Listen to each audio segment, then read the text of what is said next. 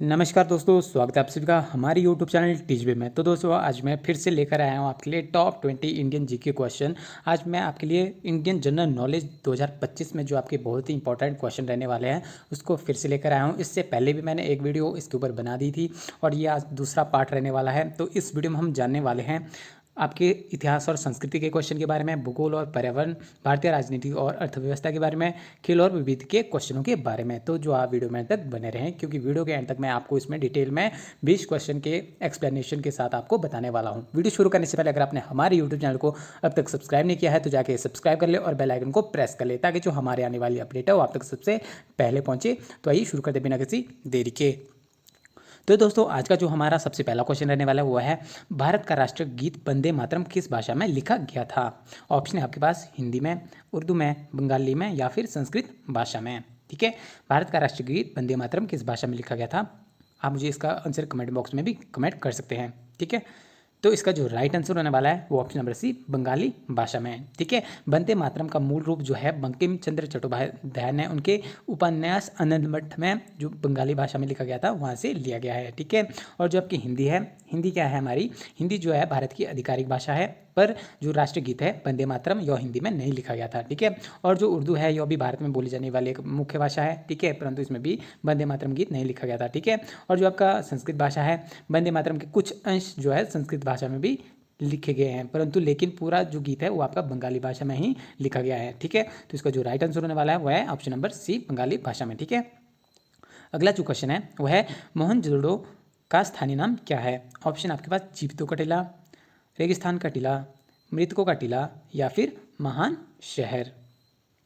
मोहनजोदड़ो का स्थानीय नाम क्या है, वो है ऑप्शन नंबर सी, मृतकों का टीला। ठीक है, मोहनजोदड़ो को जो है मृतकों का टीला भी कहा जाता है। ठीक है, अगला क्वेश्चन है, डिस्कवरी ऑफ इंडिया पुस्तक के लेखक कौन हैं। ऑप्शन है आपके पास महात्मा गांधी, सुभाष चंद्र बोस, सरदार वल्लभ भाई पटेल या फिर जवाहरलाल नेहरू।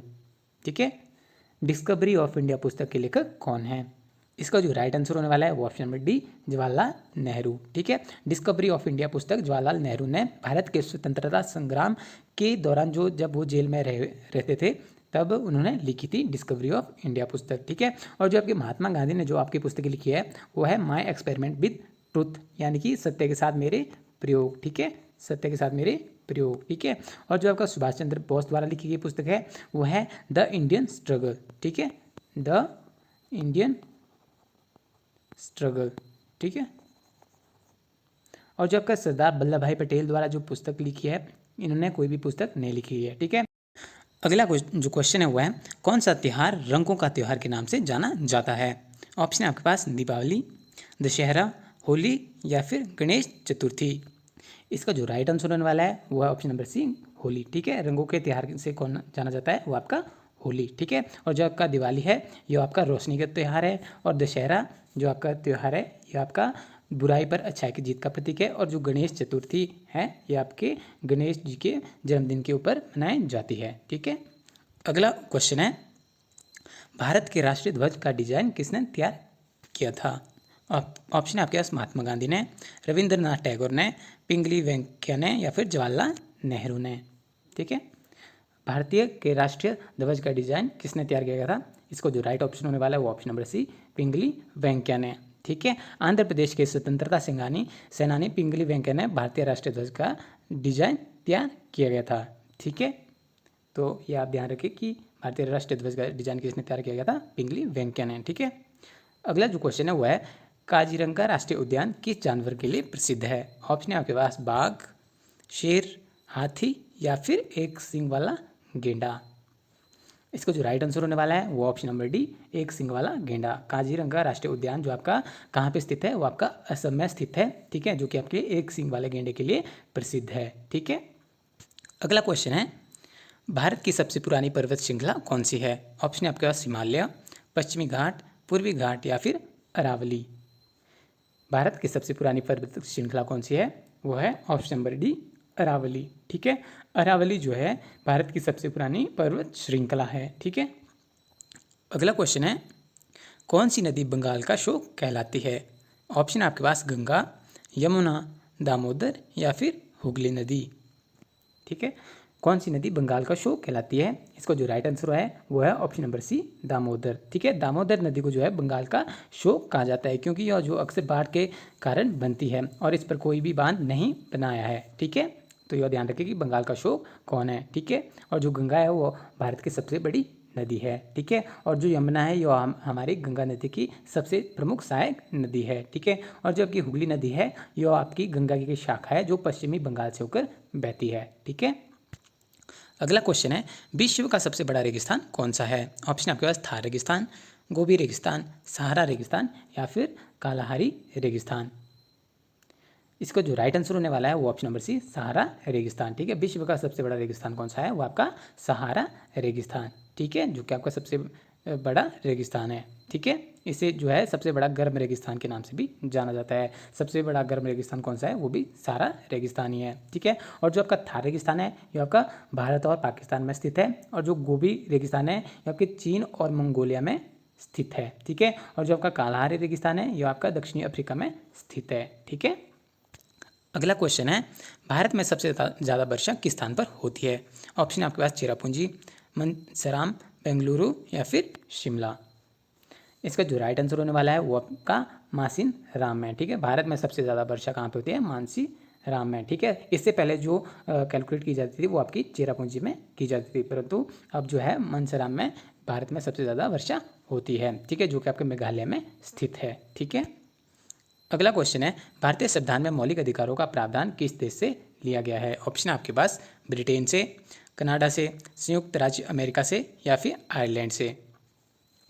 भारतीय संविधान में मौलिक अधिकार का प्रावधान किस देश से लिया गया है? तो इसका जो राइट आंसर होने वाला है वो आपका संयुक्त राज्य अमेरिका से। ठीक है, भारतीय संविधान में मौलिक अधिकारों का विचार संयुक्त राज्य अमेरिका से लिया गया है। ठीक है, और जो ब्रिटेन से लिया गया है वो आपका संसदीय प्रणाली और एकल नागरिकता का विचार लिया गया है ब्रिटेन से, और जो कनाडा से लिया गया है संघीय व्यवस्था कनाडा से ली गई है, और आयरलैंड से आपके राज्य के नीति निर्देशक तत्वों का विचार लिया गया है। ठीक है, और मौलिक अधिकार आपके संयुक्त राज्य अमेरिका से लिए गए हैं। ठीक है, अगला क्वेश्चन है, भारतीय संविधान का कौन सा अनुच्छेद जीवन और व्यक्तिगत स्वतंत्रता के अधिकार से संबंधित है?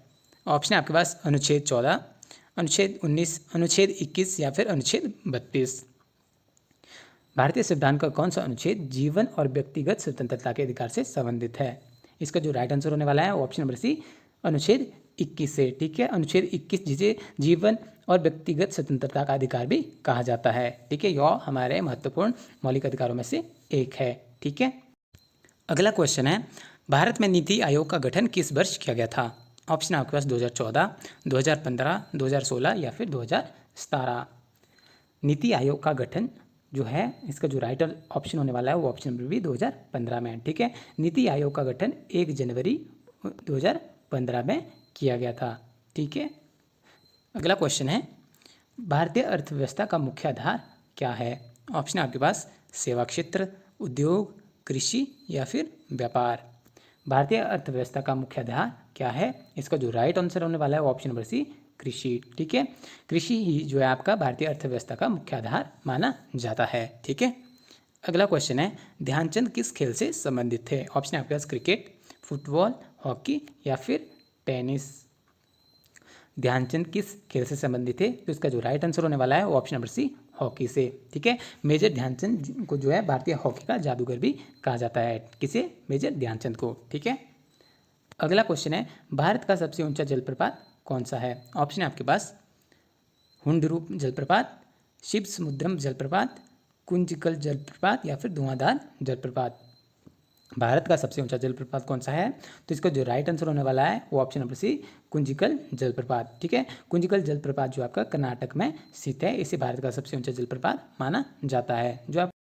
जो आपका हुंडरू जलप्रपात है यह आपके झारखंड में स्थित है, और जो आपका शिव समुद्र जलप्रपात है यह कहाँ पे? यह आपके कर्नाटक में कावेरी नदी पर ही स्थित है। ठीक है, और जो धुआंधार जलप्रपात है यह आपके मध्य प्रदेश में नर्मदा नदी पर स्थित है। ठीक है, अगला क्वेश्चन है, विक्रम साराभाई अंतरिक्ष केंद्र कहाँ पे है? ऑप्शन आपके पास बेंगलुरु, श्रीहरिकोटा, तिरुवनंतपुरम या फिर चेन्नई में। विक्रम साराभाई अंतरिक्ष केंद्र कहाँ पर स्थित है?